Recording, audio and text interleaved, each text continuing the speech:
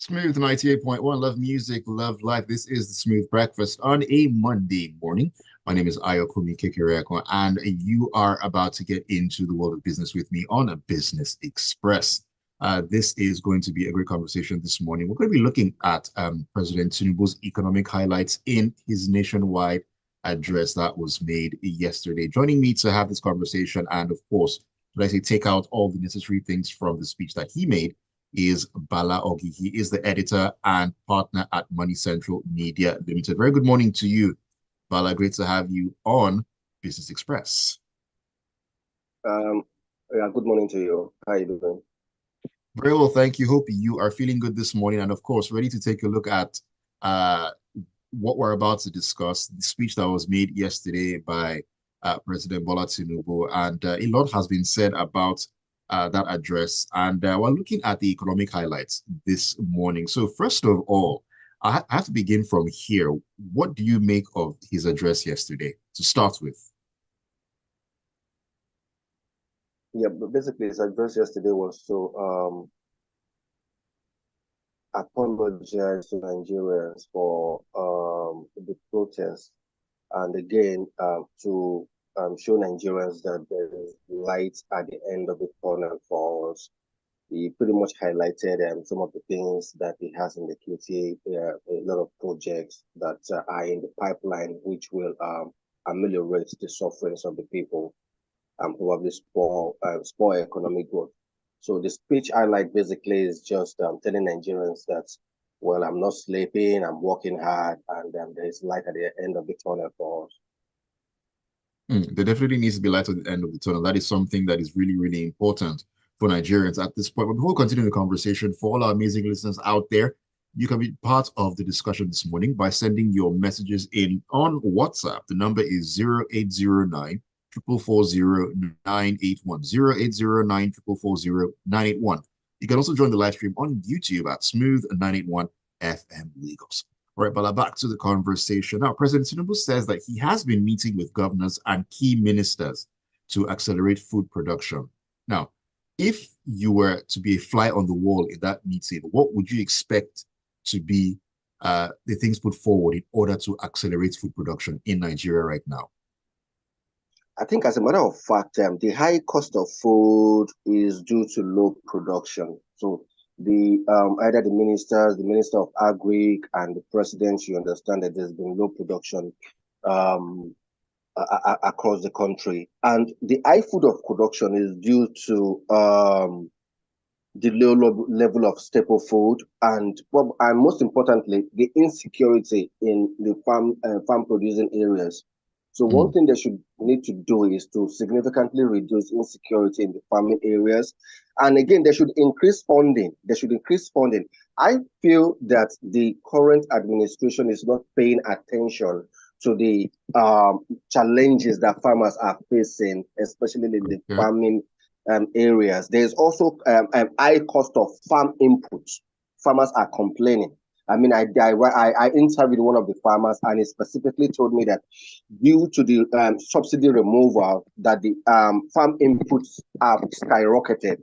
You understand?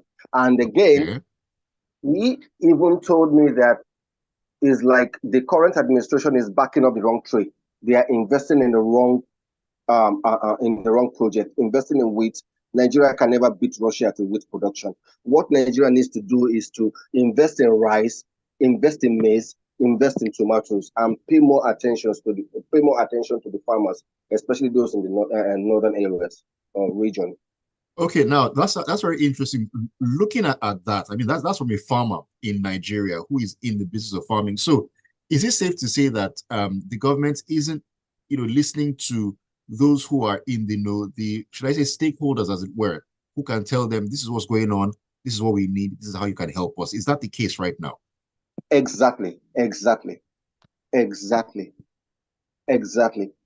even some of the insecticides and the chemicals that they need to treat some of the plants are imported. And as a result of the unification of the FX, right, that the dollar has significantly weakened, the input cost will generally skyrocket. That's exactly what is happening. They need to meet these farmers in, we can cope with insecurity, but we cannot cope with high input cost.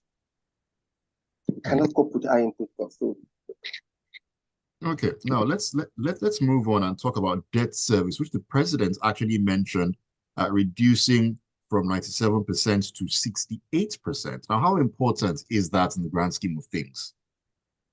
yeah, I think it's a good news because of course a low debt service ratio indicates that a country is more financially stable. What that means is the government will have more money to fund infrastructure projects, and it's an opportunity for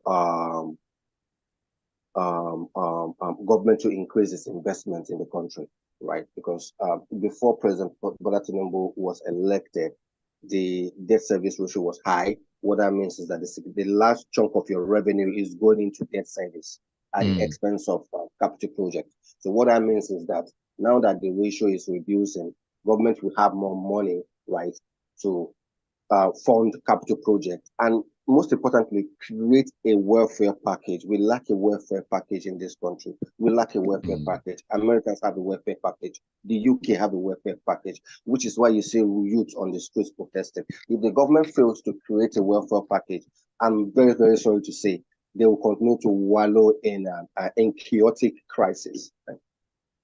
Okay, but before we leave that, I mean, looking at what you said, that the government would have a lot more money to, put in infrastructure projects and so on and so forth. Now, this is me just putting you on the spot here, but if that is done properly, I mean, is there a timeline to say when these effects will be felt by the common man out there, or it's something like a long-term, should I say, sort of project? It's not a long-term project, right? I think the onions lies on the governors. That's the truth. Even if the president dishes out money and says, okay, state governors take so billions of naira or whatever you and give to the poor, it's no rocket science. It can't take you more than 6 months. It can't take you more than 3 months to do it. It can't. It's no rocket science. It's not years. It's something that takes probably 3 6 months. Local government dishes it, gives out the stipends. State government are in charge. I mean, it's a very, very short time period, because it's not something that should take a very long time. Assuming things are done properly. Points duly noted. Okay, now let's move on to another point where the president mentioned that oil production has risen to about 1.6 million barrels per day. Is this good enough to get us where we want to be? Yeah, it's good. It's good enough because what that means is higher revenue for the government. I think the issue is not even high oil production. The most important thing is what government intends to do with the money. Right. The subsidy, one of the advantages of subsidy removal is that it gives government a leeway to have more money to fund infrastructural projects and alleviate poverty.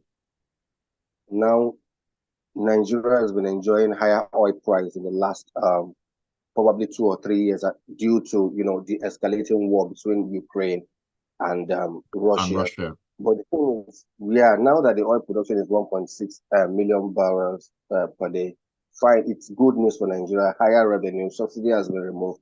Now government will make more money from oil. But the most important thing is, what is government going to do with the money that it is making?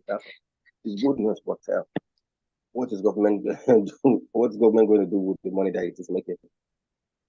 That's the million-dollar question. I mean, it's one thing to get the money, but another thing to put the money to good use. We wait we wait and we watch. Okay, now the president also mentioned a consumer credit corporation with over 200 billion naira to help Nigerians to acquire essential products. Do you think this will be effective enough? I think the truth is, no policy is actually bad. There's nothing. The implementation is the problem. Structural adjustment program that did not work in Nigeria worked in Malaysia, worked in a lot of Asian countries. There's nothing wrong. The Consumer Credit Corporation, the aim is to accelerate credits to millions of Nigerians. That's the aim. So the most important thing is, fine, you roll out the policy. Are Nigerians going to get this credit? Are they going to have access to this credit? The fear is, will these monies be siphoned? like it used to. You know what I'm saying? Right. So I agree. It's a fantastic policy, accelerating credits to millions of Nigerians. But the problem is, will the money get to them? I think it's high time government needs to be serious. I believe this protest is just an appetizer, before you eat it, before they bring the cost. This project that the protest that we're saying is an appetizer. If the government doesn't get its acts together, the next one that is coming will be a tsunami. Let me take a message here from WhatsApp. Austin says, for Nigerians to have enough food to eat, federal governments must stop those killing farmers in their farmlands. Mechanized farming and fertilizer are not the issues. Turning of our farmlands into slaughter fields is the cause of hunger in Nigeria. Farmers are afraid to go to their farms.